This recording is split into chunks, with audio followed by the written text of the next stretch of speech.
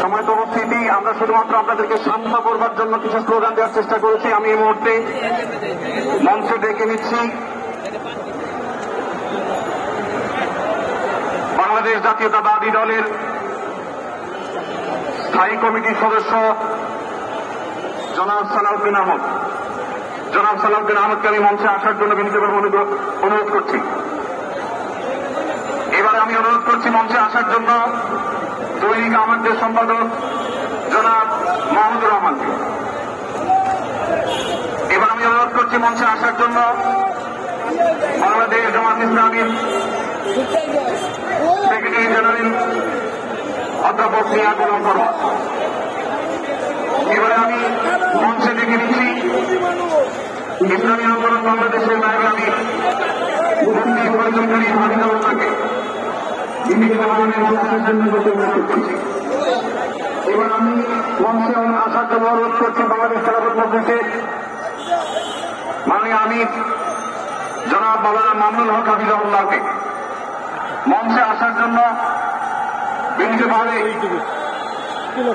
অনুরোধ করছি জনাব মাহমুদুল হাসান সোহাগকে মঞ্চে আসার জন্য বিনীতভাবে অনুরোধ করছি জনাব রফিকুল ইসলাম শিবলিকে মঞ্চে আসার জন্য বিনীতভাবে অনুরোধ করছি প্রফেসর মুখতার আহমদকে মঞ্চে আসার জন্য অনুরোধ করছি মহম্মদ মোহাম্মদ ইসলাম চৌধুরীকে মঞ্চে আসার জন্য বিনীতভাবে অনুরোধ করছি হেফাজত ইসলাম বাংলাদেশের মহাসচিব হযরত মোহাম্মদ সাইফুল ইসলাম সাহেব হাফিজাহুল্লাহকে মঞ্চে আসার জন্য অনুরোধ করছি এনসিপির অন্যতম নেতা জনাব আফরাদ আব্দুল্লাহকে মঞ্চে আসার জন্য অনুরোধ করছি জনাব নুরুল হক নূর ভাইকে, গণবিকাশ পরিষদের নুরুল হক নূর ভাইকে। এরপরে আমি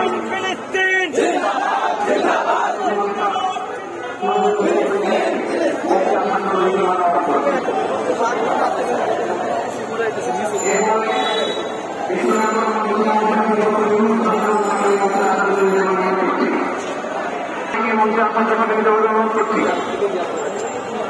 তারপরে মঞ্চে আসার জন্য আমি বিনীতভাবে অনুরোধ করছি হযরত মাওলানা হাসান জামি হাফিজাহুল্লাহকে, হযরত মাওলানা জুনায়েদ আল হাবিব হাফিজাহুল্লাহকে।